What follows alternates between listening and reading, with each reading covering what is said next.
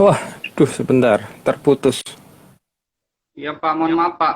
Jadi eh, Biasa, Pak. ya mungkin Itu teknologi ada baiknya ada ininya yang kurangnya ya. Mungkin ini nggak tahu kenapa tiba putus sendiri. Ya padahal lagi eh, seru-serunya ya Pak. Ya Pak, kalau lagi ada kendala jaringan Pak. biasa, Pak. Itu hal yang wajar. Kita tunggu mungkin beberapa yang bergabung baru, Mbah.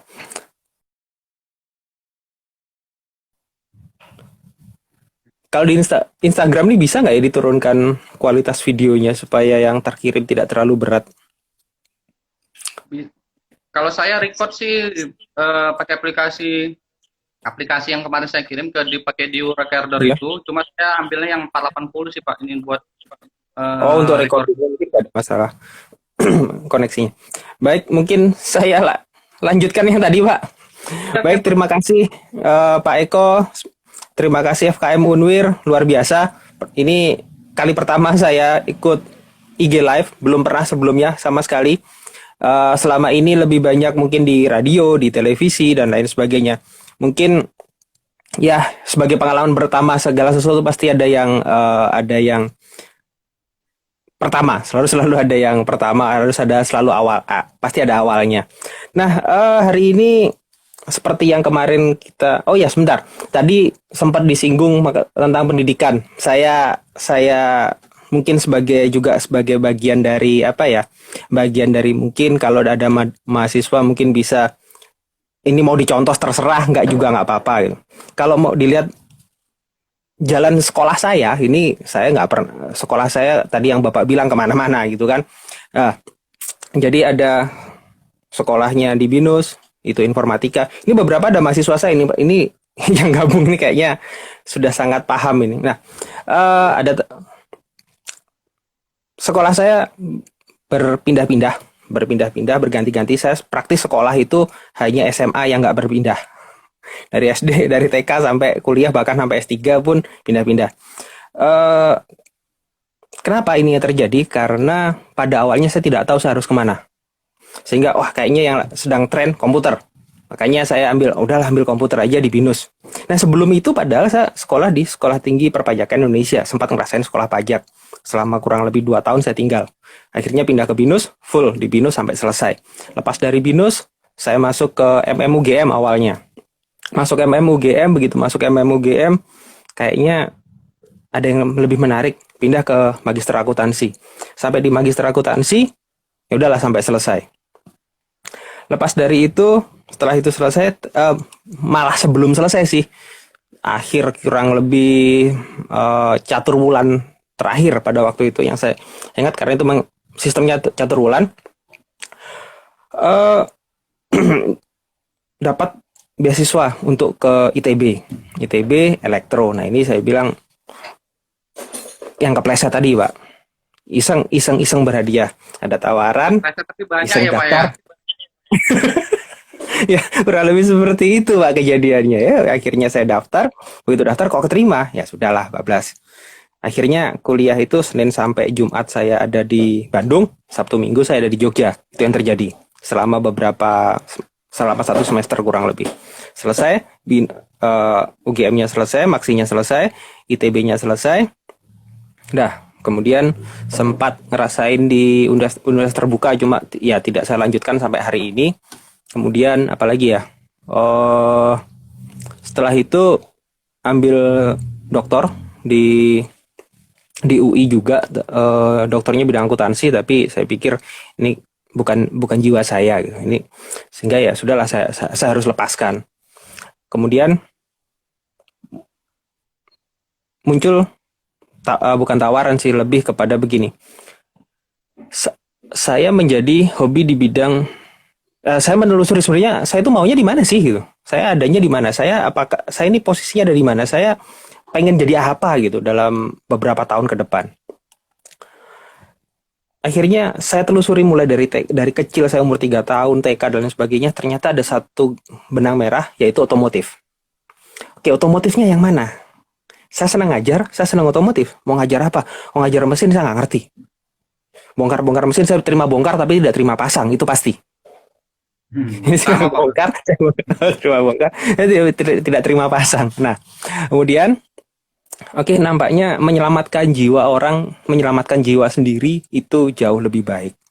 Itu yang terpikirkan oleh saya, sehingga saya bergabung di salah satu lembaga training namanya Indonesia Defensive Driving Center, diajak bergabung di sana, kemudian saya belajar banyak di sana, ikut training-training juga di beberapa tempat terkait dengan road safety. Kemudian sampailah satu titik saya berada di Malaysia. Ketika di Malaysia saya ketemu teman-teman banyak, mereka yang dapat gelar insinyur dan suatu gelar yang cukup bergengsi di sana karena gelar profesi. Kayak di kita, kalau akuntansi kan jadi akuntan. Nah ini yang engineer jadinya insinyur. Saya pikir Indonesia kan punya. Dapat insinyurnya gimana? Oh ternyata muncul aturan baru bahwa harus ambil insinyur itu harus ke sekolah, harus balik ke kampus. Ya itulah makanya saya ambil ke UGM untuk dapat insinyur. Selesai dapat insinyur. Nah bidangnya kemudian untuk S3 saya kan harus sekolah toh Pak. Sekarang ini untuk dapat lektor kepala kan harus sekolah lagi, harus S3. Akhirnya ambil S3 apa? Yang dekat dengan ini. Terus terang waktu itu mau ngambil sipil supaya dekat dengan road safety, kok mahal. Udahlah ambil public health. Di situ ada ketiga. Di situ lebih umum, lebih banyak hal-hal yang mungkin maaf, jauh lebih luas yang saya tangkap. Ini pemahaman saya pada waktu itu. Ambillah public health dan sekarang ada di sinilah saya, termasuk yang Trisakti. Trisakti ini juga bagian dari ya tadi membentuk atau mencitrakan diri saya bahwa saya sekarang bukan lagi orang IT, saya bukan orang akuntansi, tapi saya adalah orang road safety. Kira-kira seperti itu.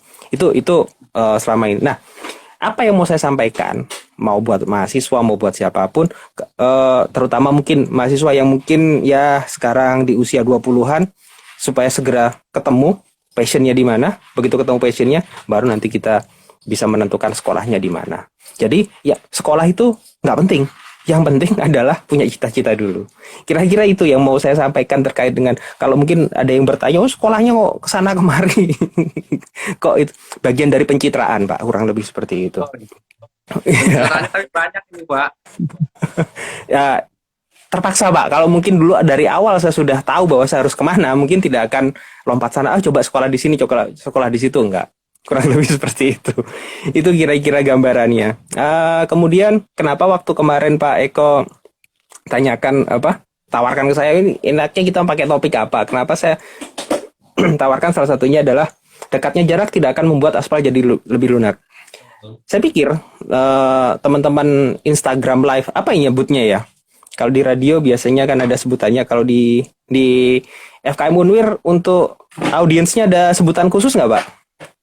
Ada sih Pak. Biasanya saya mah lebih ke ini aja sih. Gak ada khusus Pak. Karena tadi ini juga baru pertama kali Pak saya live. Bahkan pakai IG pribadi saya juga saya nggak pernah live. Jadi ya mungkin ya kalau ada kendala mungkin ya untuk sharing-sharing aja sih Pak. Oke, baik. Jadi apa ya? Nanti kita cari, siapa tahu ketemu istilah yang tepat. Ini buat audiens di Kesmas Unwir. Saya pikir kenapa kok saya memilih topiknya adalah dekatnya jarak tidak akan membuat aspal jadi lebih lunak. Coba di antara teman-teman yang sekarang dengar para audiens di IG ini, di live IG ini, coba kira-kira selama ini kalau kita jalan ke warung depan pakai helm nggak kalau bawa motor? Kebanyakan sih enggak Pak. itu kemungkinan besar yang terjadi seperti itu. Deket ngapain pakai helm? Nah kan gitu kan Pak ya, akan kebanyakan dari kita akan merasa ke warung depan ke convenience store terdekat, buat apa pakai helm, nggak usah gitu. Saya pun dulu juga begitu gitu. Ke depan nggak usah pakai helm, ngapain? Sampai satu ketika, karena saya meremehkan dari hal yang paling kecil, akhirnya saya meremehkan ke hal yang besar. Kok bisa begitu? Ya, awalnya cuma dekat. Begitu saya berangkat yang dekat, kebetulan lewat jalan raya sedikit doang kok. Begitu saya berangkatnya aman, pulang ada polisi. Selesai Pak. Saya pikir, oh iya, yang terjadi seperti itu. Jadi saya berangkatnya aman, berangkatnya nggak ada apa-apa gitu kan. Begitu balik ada razia, selesai. Saya pikir-pikir, Padahal itu wah, padahal deket pak, padahal deket. Nah, saya pikir gini, eh kalau saya berpikir negatif, saya bilang, ah polisi rese, cuma mau nyari duit aja. Wah, betul. ya ya itulah. Pikiran kita akan berpikiran buruk.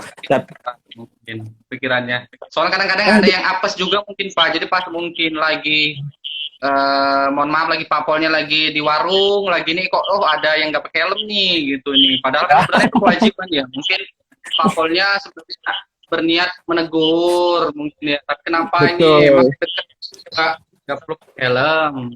betul, setuju. Itu dia, Pak. Akhirnya saya pikir, oke, kalau kita berpikirnya negatif, yang terjadi adalah kita nggak akan pernah klop sama Pak Polisi kapanpun.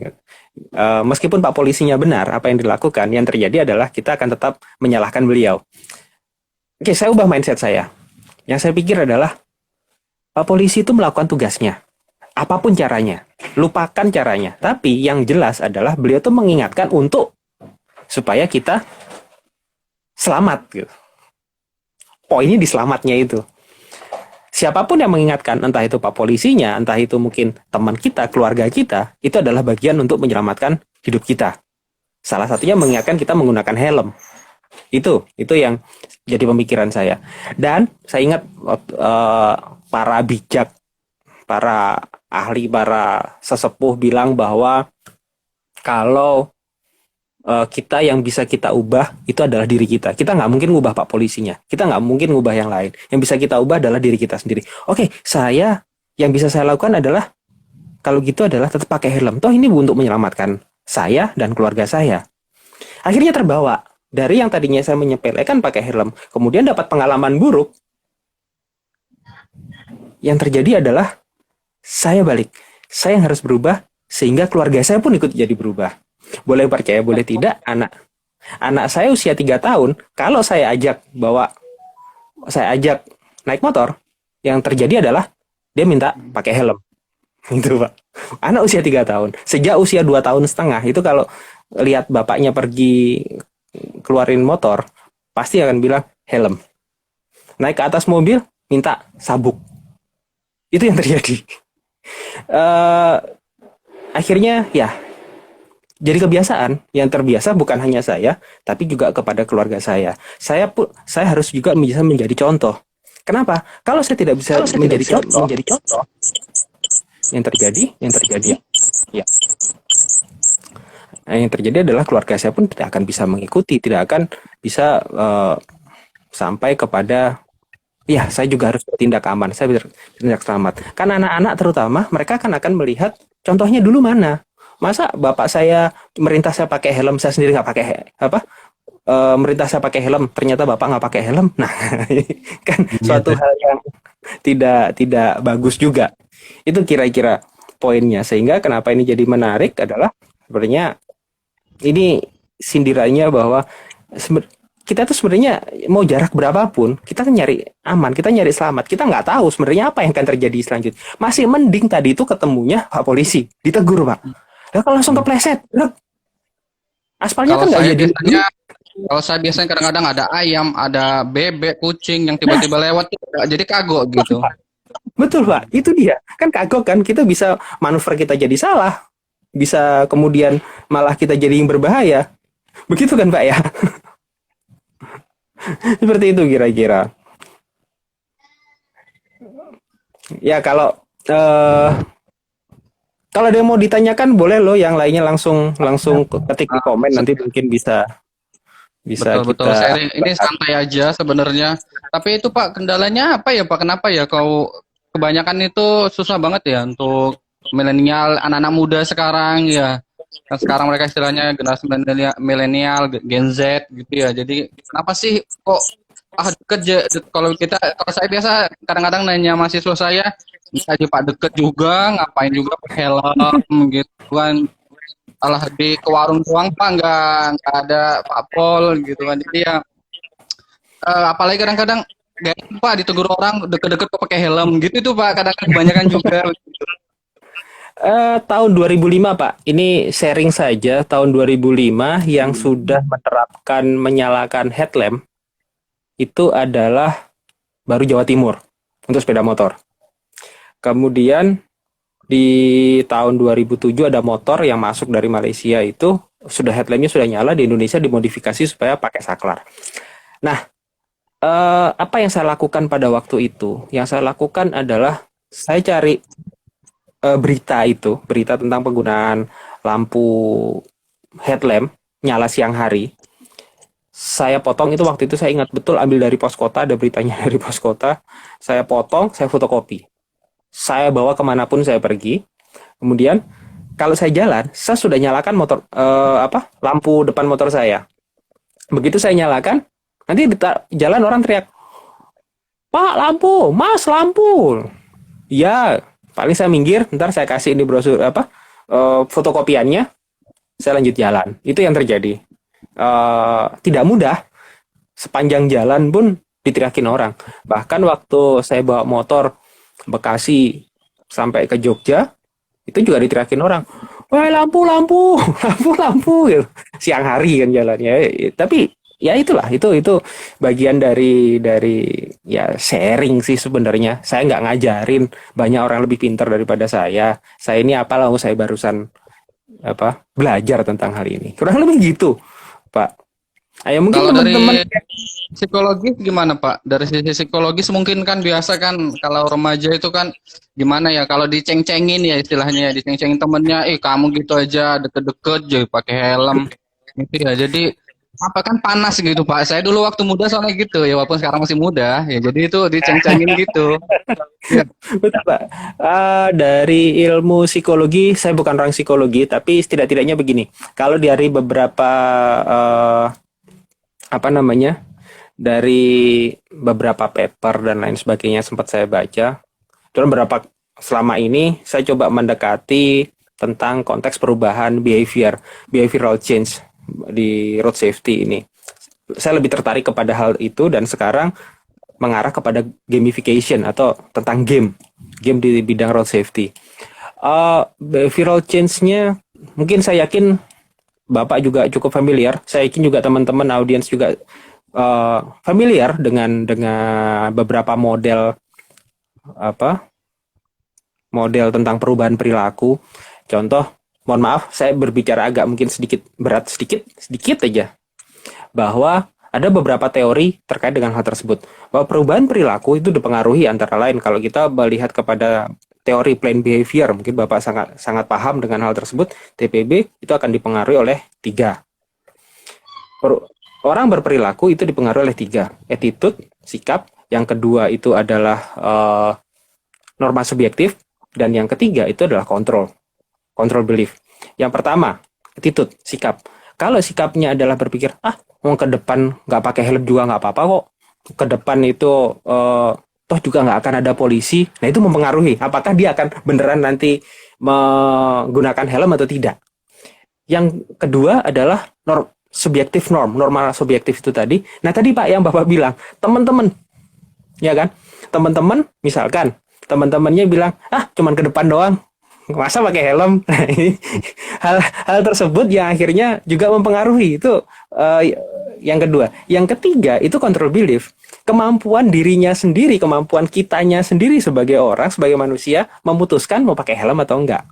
Saya pakai helm itu harganya mahal, saya nggak sanggup beli. Nah misalkan seperti itu, pakai helm itu saya kalau mau pakai helm itu keterbatasan saya kepala saya nggak ada yang cocok sama helmnya yang peyang bukan kepala saya. Nah misalnya seperti itu juga itu akan mempengaruhi gitu. itu pengaruh Pak ya, itu kira-kira seperti itu gambarannya, sehingga secara umum ada 3 hal tersebut dari satu teori. Kalau teori-teori yang lain mungkin akan bisa memperkaya sih, misalkan health belief model, Bapak saya yakin juga sangat paham hal seperti itu. Nah itu mungkin Pak. Kenapa? Dan Ada komentar Pak ini, pakai helm lama-lama pusing Pak katanya. Oke. Pakai helm lama-lama pusing. Saya setuju. Kenapa? Kalau itu helmnya tidak sesuai. Biasanya seperti itu. Ada beberapa ketidaksesuaian terhadap antara helm dengan kepala kita. Semakin murah helmnya biasanya, sorry, gini, bukan semakin murah. Helm didesain dengan material tertentu. Nah, ketika kita beli helm full face, helmnya yang kadang-kadang, mohon maaf, yang murah dibandingkan yang lebih mahal, hasilnya berbeda. Bedanya di mana? Bedanya adalah karena materialnya murah, biasanya lebih berat, Pak. Nah, kalau yang helm-helm kayak dipakai, mohon maaf, seperti di MotoGP, helmnya ringan, ukurannya biasanya pas. Nah, ya ada uang ada barang lah, pasti ada kualitas gitu. Nah, itu ada yang komen, betul, ada yang bilang bahwa eh, jatuh ke aspal tidak seindah jatuh cinta, betul, apalagi nggak pakai helm, lebih nggak indah lagi. Nggak pakai helm, jadi kan nggak indah ya Pak. Nggak indah. Ya, kemarin sempat kita ngobrol Pak Eko bahwa apa namanya, kepa eh yang waktu saya ikut conference di Malaysia, ada satu dokter apa namanya, dokter gigi. Dia dosen di Fakultas Kedokteran Gigi. Kenapa kok diminta share tentang road safety? Ternyata beliau adalah dokter bedah wajah. Yang kebetulan memang banyak kasus ini berubah. Yaitu videonya, gambarnya, beliau sampaikan, saya bengong sendiri. Wow, ternyata berubahnya sampai kayak gitu. At least dikit aja. Di wajah kita ada scars, ada jahitannya. Keluar, malu nggak? Yakin mayoritas orang malu. Rambutnya dipanjangin, tutupin ke sini untuk menutup itu. Nah, ya, ini ada komentar lagi nih. Ringan tapi berat di harga. Iya. Oh, betul Mas Danu. Ringan tapi berat di harga, setuju. Helm-helm merek tertentu bisa sampai 10 juta, bahkan ya bisa di atas itu gitu. Yang kalau kita beli helm-helm biasanya yang 400.000, pasti relatif lebih berat. Begitulah kira-kira. Jadi balik lagi, itu akan jadi pilihan kita. Kita apakah jarak dekat kita tetap mau pakai helm atau tidak, atau di jarak yang atau mungkin kita mau bagi. Oh, kalau jarak pendek saya tetap pakai helm, tapi helm saya yang begini aja gitu. Ya itu pilihan. Semua ada trade off-nya, semua ada plus minusnya. Pilihan kita terhadap helm yang bagus akan membuat kita boros di kantong gitu kan, artinya ngeluarin uang besar. Tapi di satu sisi juga kalau kita mau beli helm yang murah, ada risiko ketika jatuh dan lain sebagainya terbentur. Helmnya mungkin nggak apa-apa Pak, tapi case-nya bisa yang terjadi adalah luka dalam. Saya yakin di Kesmas paham, sangat-sangat sering membahas hal seperti ini. Mungkin ada kasus-kasus yang sering dibahas di kuliah atau dan lain sebagainya. Sama seperti kita memilih tadi faktor helm. Kenapa kok saya lebih tertarik bicara tentang helmnya terlebih dahulu? Karena kalau helm ini adalah primary, yang paling utama, alat pelindung yang utama. Alat pelindung utama kan. Kalau baju, jaket, dan lain sebagainya, oke, berikutnya. Tapi kalau mau dilengkapi, full gear dari ujung rambut sampai ujung kaki, itu keren sekali. Cuma ya kadang-kadang, masa iya sih mau ke warung depan pakai full gear? Oke lah, kalau nggak minimal helm deh gitu. Ya nggak. Kok pakai, nggak harus ke warung depan pakai helm, kemudian pakai wear pack misalkan, yang nggak segitunya juga, keles ya. Itu kira-kira. Oh, kalau ada yang mau nanya, mau sharing, silahkan dengan senang hati. Ya tadi kan Pak, Bapak bahas kan tadi kan TPB ya, Theory Plan of Behavior ya. Jadi ada 3 faktor, salah satu itu perilaku. Kadang-kadang itu apa ya? Saya itu suka nemukan di jalan itu ada yang apa ya? Misalnya ini mereka baru pulang dari sekolah, ya. Nah, kayak terus mereka itu di jalan ngobrol lagi. Jadi kayak tadi di sekolah itu kayak nggak cukup ngobrolnya. Apa tadi pas di sekolah mereka berkendara naik motor, baru pas di jalan baru ngobrol gitu ya. Jadi banyak perilaku random gitu sih Pak. Ya termasuk kayak lagi apa namanya main HP mungkin, padahal yang dilihat juga cuma grup doang. Padahal apa ya, bukan chat dari gebetan atau pacarnya juga gitu. Jadi banyak perilaku random tadi Pak. Itu gimana Pak kira-kira? Mabar juga Pak. Wah, main Mabar juga. PUBG gitu. Wah, lagi war nih, stop dulu. Bisa terjadi seperti itu. Ya, apa ya? Kalau sebagai yang pernah ngerasain di usia tersebut, Di usia-usia tersebut memang kondisinya adalah kita biasanya memang suka cari perhatian, caper ya. Betul, betul, betul, betul, Pak. Mau mohon izin audiens, mohon izin teman-teman sekalian, saya yakin ini karena ini juga saya pikir terjadi terhadap diri saya sendiri, bahwa ketika di usia-usia tersebut, usia-usia belasan, teenager, remaja, yang terjadi adalah wah ini kayaknya anu nih, kayaknya menarik kalau saya misalkan belagu dikit deh, ngangkat ban depan misalkan seperti Iya, itu. betul. Oh, saya Betul, betul, Pak. saya makin jalan, saya ngobrol sama teman, saya ngegas di jalan. Padahal kenyataannya, apakah orang akan komen seperti apa? Apakah orang akan memuji kita? Justru sebenarnya kan tidak. Tapi itulah yang yang terjadi gitu. Itulah yang kemudian kita lakukan kadang-kadang. Ya mungkin yang menarik adalah apakah orangnya memang beneran tidak bisa diubah di usia tersebut? Kalau memang itu adalah salah satu fase, berarti lingkungannya yang harus kita ubah, Pak. Sistemnya yang harus kita ubah untuk memfasilitasi hal tersebut kalau sampai orang tersebut melakukan salah. Mungkin, nah ini kebetulan mungkin kalau banyak dari Kesmas, saat ini kan lagi tren yang namanya safety two.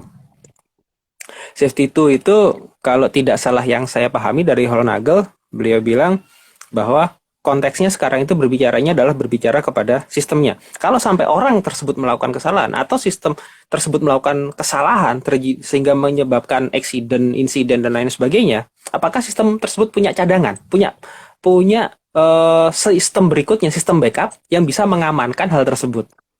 Nah, kalau memang tipikalnya adalah orang-orang yang anak-anak muda yang mungkin ketika di jalan bermasalah, mohon maaf, misalkan di jalan ngobrol dan lain sebagainya. Kalau misalkan jatuh, ketika mereka nanti ngobrol itu nggak sengaja keserempet, kena angin atau apapun kemudian jatuh, apakah sistem jalannya ini memungkinkan untuk menyelamatkan dia? Apa yang bisa menyelamatkan? Apakah jenis, mungkin ketemu nanti aspal tertentu gitu. Begitu aspalnya ada sensornya mendeteksi hal tertentu, kalau ada getaran, ada yang membaca ada yang jatuh, dia kemudian menjadi empuk sendiri, ya nggak tahu, itu masa depan, tapi setidak-tidaknya Empuk kayak itu adonan gitu ya, Pak? ya mungkin pada saat ketemu karet jadinya keras, tapi begitu kenanya plastik, kena sesuatu, apa pemicu sensornya apa, nanti bisa jadi lebih lunak, who knows, kita nggak pernah tahu. Nah, kira-kira seperti itu. Tadi ada yang bertanya barusan tentang helm SNI gitu, kalau nggak salah Betul, saya betul. baca. Nah, helm SNI. Ya, saya boleh langsung jawab atau di Boleh, moderate monggo, Pak. oleh. Boleh, Pak. Jadi tadi ada pertanyaan dari Bu Sukriyatun. Ya, jadi pertanyaannya, bagaimana sih kita untuk melihat itu helm SNI apa tidak? Seperti itu, Pak. Oh, baik. Kalau melihat, tadi saya sempat baca juga, apa melihat helm itu SNI atau tidak. Terus terang, Ibu, agak repotnya itu adalah apakah benar label yang terpasang di helm kita beneran bahwa helm tersebut certified SNI atau sekedar dibuat sama pabriknya. Kan nyetak gampang. Kalau dulu malah cuma stiker, sekarang si pembuatnya saya emboss, muncul bisa jadi tulisan SNI. Apakah kemudian itu sudah cukup? Langkah paling aman kalau mau memastikan hal tersebut SNI atau tidak, sejauh yang saya tahu,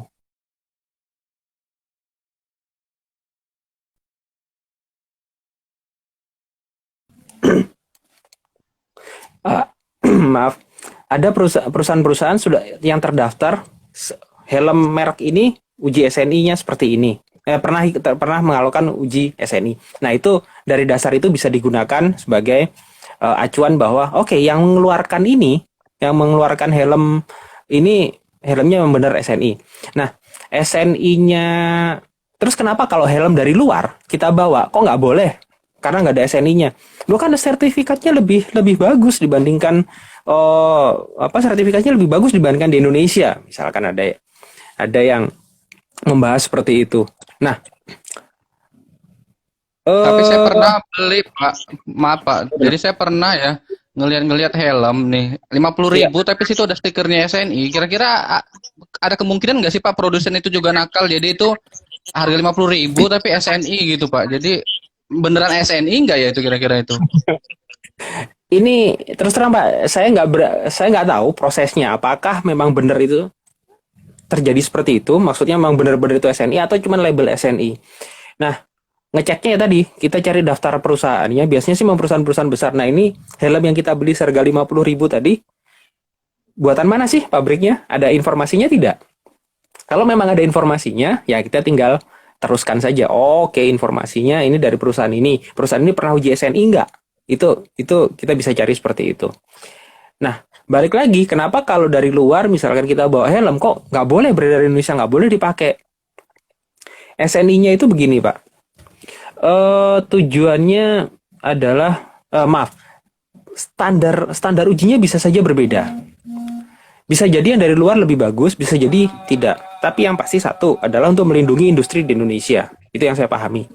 Yang kedua, ya tadi, ujinya adalah uji yang berbeda. Nah, bisa jadi yang di luar bisa lebih bagus, bisa tidak. Yang saya tahu, helm di Indonesia dijatuh, nanti diukur pecah atau enggak, dan lain sebagainya, dipukul, dan lain sebagainya. Nah, yang menarik, waktu saya beberapa kali ke Malaysia itu ngobrol dengan teman-teman SIRIM, yang membuat sertifikasi SIRIM itu, atau yang mengimplementasikan MS, Malaysian Standard, helm itu di sana ada uji tembak. Kita nggak punya, Pak, uji tembak. Helm ditembak. Ditembaknya bukan di batoknya, tapi di visornya, kacanya. Lu keren tuh. Yang dihajar oleh kacanya. Kok gitu? Karena motor di sana boleh masuk tol. Yang kemungkinan besar akan interaksi dengan truk, yang kemungkinan akan melentingkan kerikil terbang, bisa jadi seperti peluru. Ya, itu yang kemudian jadi salah satu pertimbangan. Nah, hal-hal kayak gini, ya, dibalik itu semua, mungkin adalah lebih kepada menjaga industri dalam negeri. Untuk, ya ini, kita melindungi industri dalam negeri. Kenapa sih yang industri dalam negeri, kayak industri dalam negeri aja gitu? Kenapa harus impor? Ya, itu kira-kira. Makanya biasanya untuk beberapa perusahaan helm yang besar masuk ke Indonesia, ya mereka akan tetap ngurus SNI. Ini loh produk kami, ada SNI-nya. Meskipun sudah tersertifikasi oleh DOT, SNEL, dan lain sebagainya. Itu kira-kira, Pak. Tadi ada pertanyaan lagi nggak ya? Saya Cuma sekarang kayaknya terlewat. saya lihat helmnya itu makin kesini makin gaul-gaul, Pak. Jadi kayak model-model retro begitu. Terus yang nggak ada ininya, nggak ada pastelnya itu. Jadi tapi memang lucu-lucu gitu. Jadi model-model retro kayak klasik-klasik begitu. Jadi kalau Bapak lihat trennya sekarang, Pak, soalnya anak-anak muda saya lihat sukanya begitu-begitu aja sekarang. Saya pikir is oke, Pak, selama standar keselamatannya terpenuhi. Itu nggak akan ada masalah menurut saya. Karena ya mungkin juga pabrikan helm juga ada yang berpikir bahwa oke, dengan 50.000 pun sudah bisa memenuhi standar keselamatan. Jadi cukuplah, bisa saja seperti itu. Kenapa harus dibuat yang lucu-lucu? Tujuannya adalah untuk ya tadi menarik teman-teman kita atau pengguna helm yang memang saya tertarik dari desain. Kalau enggak nanti polos-polosan terus ya bosen gitu kan. Sampai kan kalau kita lihat ada teman-teman yang helmet lovers yang apa itu punya koleksi helm banyak sekali. Oh, mereka beli helm selain untuk dipakai, untuk dipajang. Oh, ini adalah ceritanya helmnya ini. Ini replikanya Rossi pada waktu GP Valencia. Ini replikanya Marquez pada saat GP mana gitu. Setiap kali balapan helmnya bisa beda. Replikanya masing-masing ada. Bisa dikoleksi semua. Itu nggak apa-apa sih. Saya pikir itu justru hal yang menarik untuk meningkatkan awareness terkait dengan terkait dengan helm. At least kalau punya helm, pelan-pelan lama-lama cintanya mulai dapat, akhirnya dipakai juga. Kalaupun awalnya hanya untuk ini ada yang menarik, ada yang bertanya lagi. Ya, seperti itu Pak kira-kira. Cuma tadi kalau faktor kebiasaan, jadi saya punya pengalaman pribadi Pak. Saya kan kuliah kan awalnya itu S1 di Jogja 2009. Saya kan dari kampung ya, saya kan dari kampung, dari perbatasan Sumatera Utara dengan Riau, jauh banget ke Jogja. Biasa saya juga dulu begitu Pak. Jadi kan saya di jalan kampung itu ngapain pakai helm, ditegur ibu-ibu kan malu ya Pak.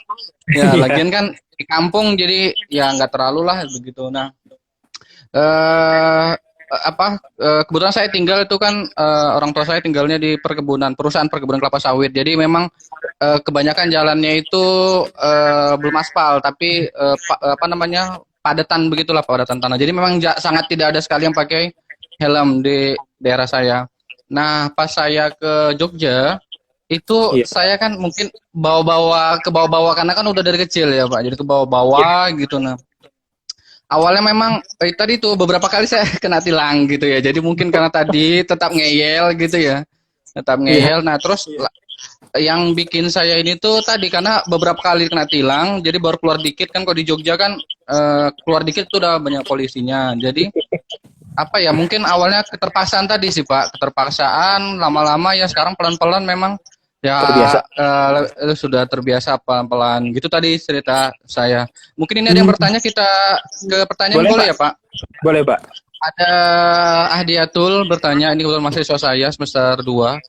Iya. Izin bertanya Pak, kenapa kalau di tol itu rawan kecelakaan padahal jalan tol itu sangat luas? Maksudnya itu kan mungkin Pak di tol itu kan enak banget gitu ya Pak, Iya. lurus terus gitu ya. Kadang-kadang tapi memang cukup tinggi kecelakaan di tol. Itu kira-kira kalau dari faktornya itu kenapa kira-kira Pak? Oke, baik, Pak. Ini saya jawab sesuai sok tahu saya aja, Pak. Kira-kira begini.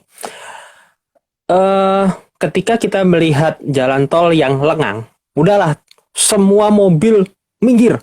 Kita dikasih jalan tol sepanjang Jakarta sampai Surabaya. Apa yang akan kita lakukan? Yakin, Kira-kira Pak? apa? Gaspol, Pak. Gaspol betul. Gaspol. Kenapa? Kita nggak pernah dapat suasana seperti itu. Jalanan Betul. lurus, panjang, kosong, bebas hambatan. Kita nggak pernah mengalami hal tersebut ketika kita jalan di kota. Apa yang terjadi selanjutnya? Bus, gaspol, pasti. Yakin, Pak, itu yang terjadi. Itu yang pertama. Mungkin setelah terbiasa lama-lama juga enggak. Nah, pas pada saat kita nyoba, kalau nggak apa-apa. Kalau pas apa-apa, masalahnya kan di situ. Nah, makanya kenapa jalan tol itu juga dibatasi kecepatan maksimum 100 km per jam. Meskipun mobil kita bisa 180, semua ada faktor teknisnya. Antara lain, paling sederhana mungkin kita pernah dengar atau pernah belajar tentang koefisien gesek. Koefisien gesek karet dengan aspal itu ada berapa? Berapa sih koefisien geseknya? Kemudian pengaruh gesekan antara itu apakah bisa membuat kita jadi lebih laju atau kita memperlambat kita? Sampai batas kecepatan tertentu, justru kita nggak bisa mengendalikan kendaraan kita. Contoh misalkan gini, kendaraan dan aspalnya, kemudian bannya itu udah didesain untuk ketemu di 100 km per jam maksimum. Ternyata kita lebihkan 120 km per jam. Ketika ada sedikit hal yang terjadi, miss, ini karena sudah mulai lama-lama pasti sudah mulai hilang kelengketannya, apa yang terjadi? Bisa rolling kita, bisa crash kita. Itu yang terjadi. Nah, kemudian kalau gitu di tol pelan-pelan apa boleh? Nggak boleh. Tol itu dibuat adalah untuk memperlancar perjalanan. Jadi makanya dibuat setupnya adalah minimal 60, tingginya adalah 100 km per jam. Di negara lain, di Malaysia itu 110 km per jam maksimum. Untuk truk maksimumnya berapa? Itu ada selisih 10 kalau nggak salah, 10 atau 20 km per jam. Semua by design. Jadi, oh ya, sebagai contoh nih, kemarin waktu PSBB, saya sempat cerita ke Pak Eko juga waktu kemarin, waktu PSBB di Malaysia, itu ada case di jalan tol, itu kecelakaan di jalan tol meningkat. Kenapa? Karena jalannya kosong. Yaitu tadi, balik gaspol, melintir, dan lain sebagainya. Terjadi kecelakaan. Itu kira-kira, ya balik lagi, masalahnya kan bukan di jalan tol kan. Masalah utamanya adalah di hati kita. Manusianya. Manusianya kan. Manusianya. Wah, Ada ini lagi, Pak? enak ini. Ya, monggo, Pak. Oh ya, alhamdulillah kayaknya hari ini responnya luar biasa ya Pak. Ini ada lagi Pak yang mau bertanya Pak. Oh ya, Bu Sukriyatun. Iya. Kan sekarang itu lagi anak-anak itu banyak pesil itu Pak, yang lucu-lucu ya. Ya. Nah itu kira-kira efektif nggak sih buat di jalan, karena Nah, yang jadi masalah begini Pak, anak-anak dipakein face shield buat ngelindungin corona, tapi helmnya kebanyakan itu nggak dipakai justru gitu. Itu gimana itu? Ya mohon izin itu salah satu hal yang ya tidak tepat juga kan, yang terlindung. Malah pernah nggak Pak ketemu begini? Ada pengemudi kendaraan lengkap tertutup dari ujung rambut sampai ujung kaki, sampai sarung tangan pun dipakai, pakai masker, tapi satu yang nggak dia pakai, helm. Loh, kalau jatuh, yang tadi itu kan Iya. nggak terlindung gitu loh. Ya sama ketika case corona itu face shield itu kan digunakan penggunaannya bukan untuk apa-apa sih, bukan untuk melindungi ketika kita baret dan sebagainya. Yakin kena aspal langsung pecah. Nggak akan melindungi, nggak ada rangkanya juga kan Pak, rangkanya hanya di bagian atas ini aja kan, nggak akan ada yang nahan. Face shieldnya itu juga sangat apa ya? Nggak inilah elastis gitu ya, nggak terlalu keras gitu. Nggak akan mungkin Jadi bisa melindungi. mungkin tapi kalau untuk efektivitas ya tadi ya Pak, mungkin kalau dipakai di jalan sih ya lebih sering dibersihkan kali ya Pak, karena kan tadi kan Iya, kita kan betul. terpapar dengan debu dan sebagainya ya. Betul Pak. Oh ini Kalau ini ada. Pak ada yang bertanya lagi, kira-kira ada nggak sih Pak umur helm itu? Wah ini kayak manusia ini, helm juga punya umur Pak, bagaimana Iya. ini? Oh ini teman saya ini Pak. Halo Oh Pak gitu, Edi. oh gitu. Oke. Jadi helm itu ada umurnya atau tidak? Sejauh yang saya pahami itu ada umurnya. Jadi ada yang apa ya? Ada beberapa menyarankan 1 tahun, ada beberapa yang menyarankan 5 tahun. Masalahnya tidak spesifik, biasanya tertulis bahwa setiap 5 tahun harus ganti helm. Itu yang menjadi apa ya? Jadi tanda tanya. Kenapa? Namanya peralatan, seiring berjalannya waktu pasti ada batasnya kan, Pak. Maintain before failure, MTBF-nya pasti ada. Jadi sewaktu plastiknya sering kena panas dan lain sebagainya, pasti akan ada perubahan sehingga ketika nanti terjadi benturan pada waktu crash tidak akan bisa melindungi dengan sempurna. Beberapa ada menyarankan 1 tahun, ada beberapa menyarankan 5 tahun. Tapi yang pasti semua menyarankan begitu helm itu sekali jatuh ganti. Terserah helm tersebut pecah, rusak atau tidak. Tapi begitu jatuh, duar dari ketinggian kurang lebih 1 meteran dari yang kita pegang gitu, jatuh, ganti. Repot nah. Ya itulah, tapi demi keselamatan. Ya kalaupun kepepet-pepet, setidak-tidaknya kita masih pakai helm dulu deh. Itu pilihan paling putus asa. Ya, yang penting pakai helm dulu deh. Gitu. Itu kira-kira Pak. Gitu Pak Edi ya. Kira-kira ya. Eh, ada lagi nih Pak pertanyaan Pak dari mahasiswa saya namanya Retno. Izin Oh ya. bertanya Pak, banyak kecelakaan terjadi di tempat yang sama. Jadi kayak ini Pak, biasa itu kan kalau di jalan hati-hati di jalan ini tuh sering memakan korban. Tempatnya di situ-situ aja Pak. Kira-kira apakah mungkin kalau mitos mungkin ini tuh angker atau apa, atau memang ada memang kontur jalan mungkin, atau memang dari perilakunya sendiri memang mungkin apesnya di situ-situ mulu, atau bagaimana Pak? Kan kalau yang kita pelajari kecelakaan tuh kalau nggak salah kan dari orangnya, kendaraannya dan lingkungannya kan Mbak ya. Ya. Nah, saya pikir begini, ada satu titik ya tadi dibilang angker gitu. Ya mungkin gitu. Tapi apakah beneran seperti itu?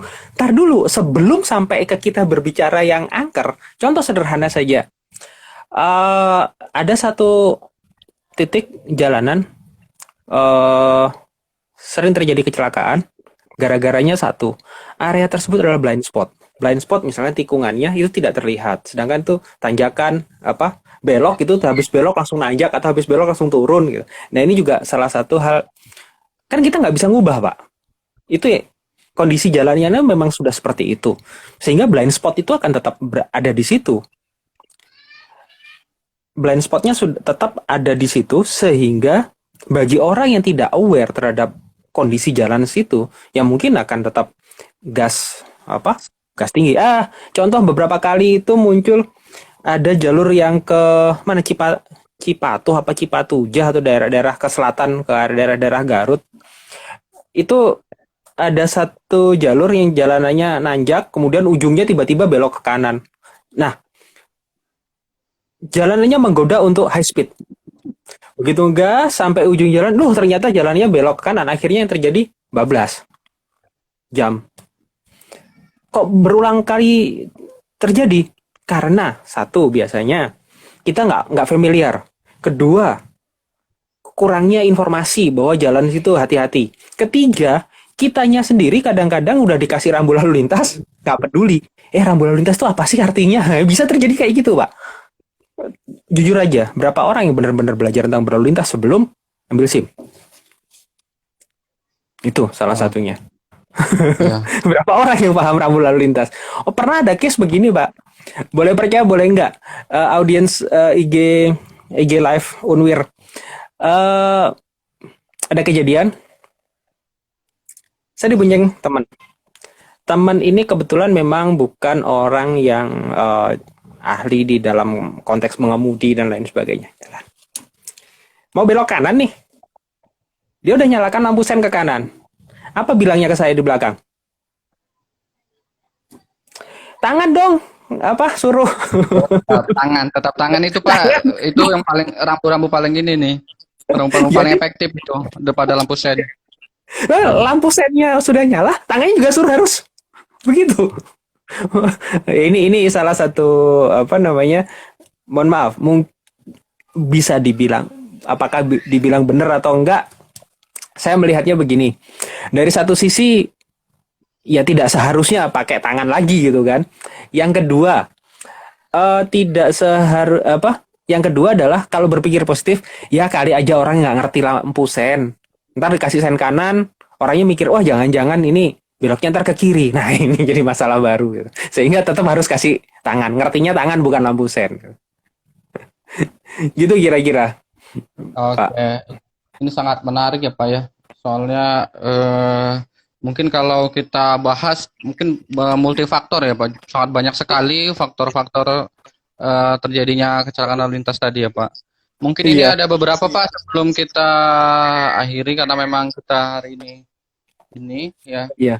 eh jadi ada yang bertanya tetap Bu Sukriyatun lagi. Kalau kita beli motor kan itu ada hadiah helmnya itu Pak, helm Iya. standar Iya. dari perusahaannya, dari motornya. Itu kira-kira sudah sesuai belum sih Pak itu? Balik lagi tadi, apakah Bapak Ibu bisa cek audiens IG Live FKM Unwir, bisa cek kembali apakah di situ tertera SNI atau tidak. Tapi kalau memang dirasa kita nggak yakin dengan adanya helm yang dihadiahkan pada saat kita beli motor, tidak ada salahnya kita beli lagi helm yang kita yakin baik, yang kita yakin kualitasnya jauh lebih baik untuk mengamankan kepala kita. Kejadian tahun 97 atau 96 dan 7 lah kurang lebih 96 97. Saya di Bandung beli helm. Waktu itu helmnya harganya berapa? 100 berapa gitu. Saya bilang, "Kok mahal sih? Boleh ditawar dong." Jawabnya tokonya apa, Pak? Jawabnya adalah, lebih mahal kepalanya daripada helmnya. Asem. Iya juga sih. Saya nggak bisa ngomong, Pak.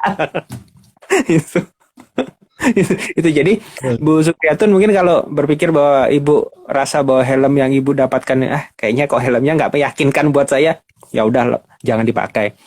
Saya dulu pernah beli motor, dapat hadiah helmnya, tahu nggak Pak? Helm batok Pak. Dongkol saya. Asem ini. Yang terakhir Ibu nih malah nggak dapat helm sama sekali. Ya sudahlah, nggak ada masalah. Kita bisa beli helm lain yang lebih mampu mengamankan kepala kita. Itu kira-kira. Oke. Mungkin ini ada pertanyaan terakhir Pak sebelum kita ini. Dari Endang, mahasiswa saya, itu mitos kalau memanaskan motor di dalam ruangan rumah dapat mengakibatkan gangguan kesehatan bagi penghuni rumahnya dengan membuka pintu. Mohon. Oh, jadi kira-kira kalau memanaskan motor di dalam rumah itu mitosnya bagaimana, benar tak Pak? Pernah ini mungkin Ini kalau nggak salah kesambung di bawahnya. Saya bahwa kalau membuka pintu. Bagi penghuni rumahnya dengan Dengan membuka pintu. kalau dibuka pintu mungkin jadi lebih aman mungkin maksudnya. Ya mungkin kalau sebenarnya sih kalau mitos orang zaman dulu kan banyak mitosnya ya Pak ya. Jadi Iya, kan sebenarnya buat kebaikan juga sih intinya ya Pak ya. Jadi betul. mungkin Setuju, Pak. kalau memanaskan motor di dalam rumah itu kan khususnya kan ya kalau sekarang sudah mendingan ya bahan bakar. Kalau dulu-dulu kan timbalnya itu sangat tinggi, ya karbon monoksidanya juga tinggi timbalnya khususnya. Nah itu Iya, betul. eh, asapnya kan bisa terhirup ke penghuni rumah. Ya, sebenarnya kalau mitos kadang-kadang ya kalau dipikir secara ilmiah ada benernya juga. Cuma mungkin bahasanya dulu kan biar orang-orang itu pada ngikut, pada Menyederhana. takut gitu ya Pak. Tapi kadang-kadang ada yang mitos ya memang beneran fakta gitu ya. Kadang-kadang ada yang Betul. ya hanya mitos saja begitu. Tapi intinya sih mungkin kalau orang zaman dulu sih intinya mungkin lebih ke banyak kebaikan gitu ya Pak intinya tujuan Betul. kebaikannya.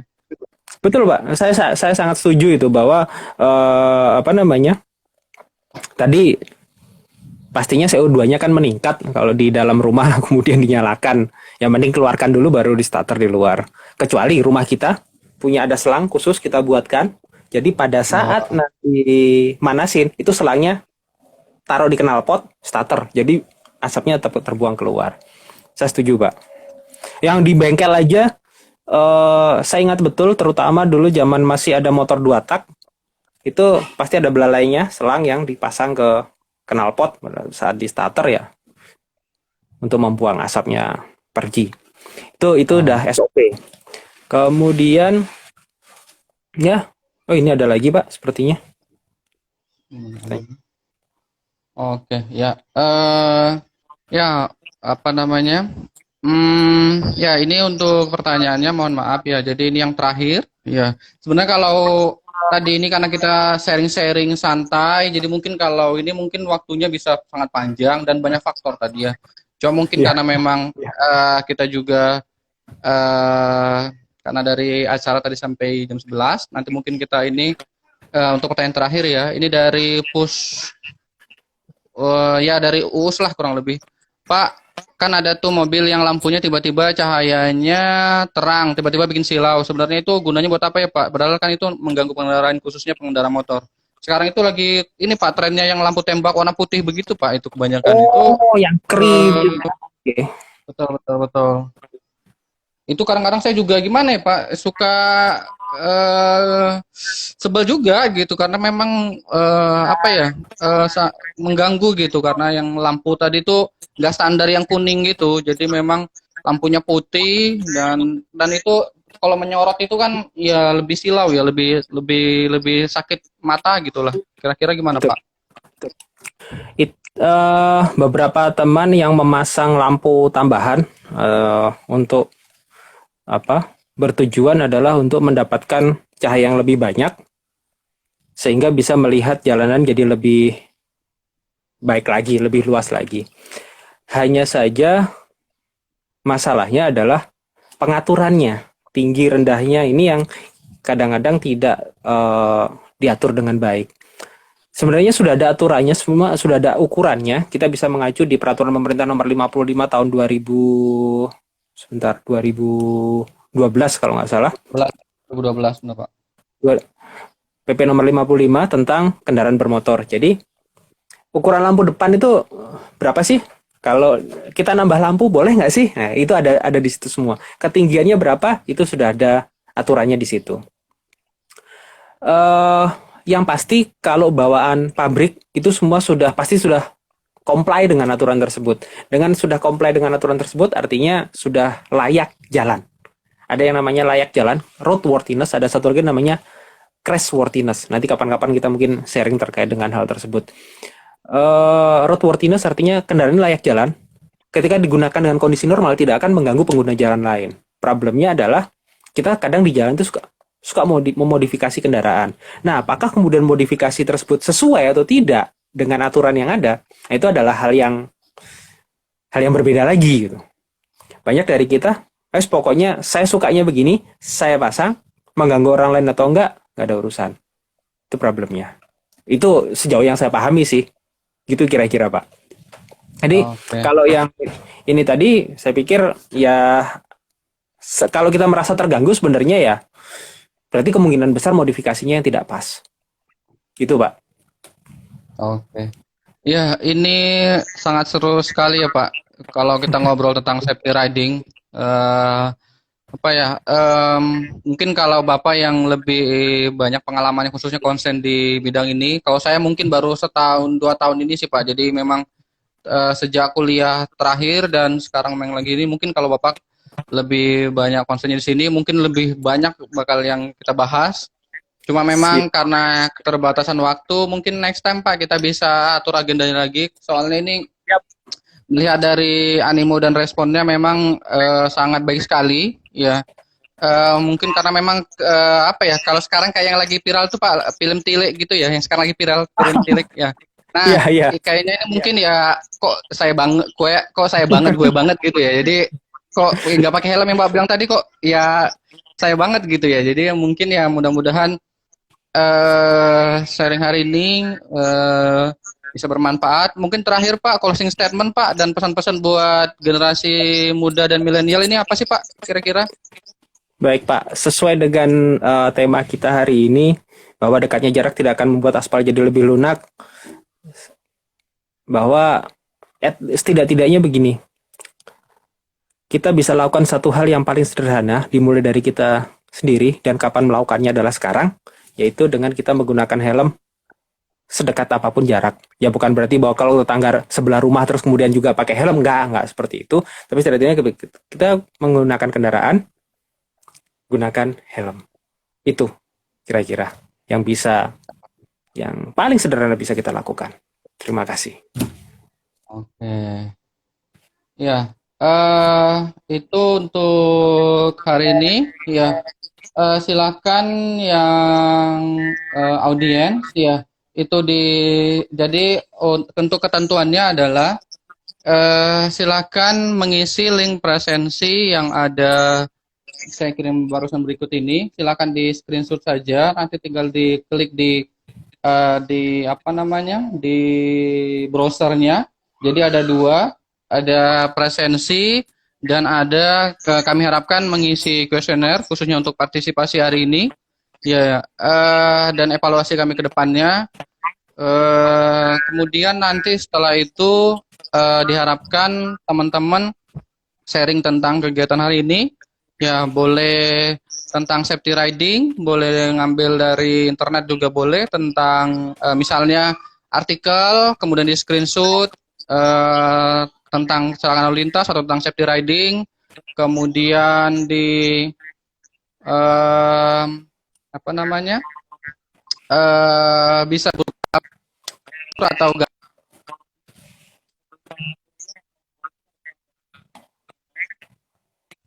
ini tujuannya buat apa? Agar hari ini kira-kira teman-teman juga bisa ikut berpartisipasi, paling enggak bisa memberikan pesan positif terkait dengan safety riding. Ya, jadi dimension at FKM Unwir bebas aja kalau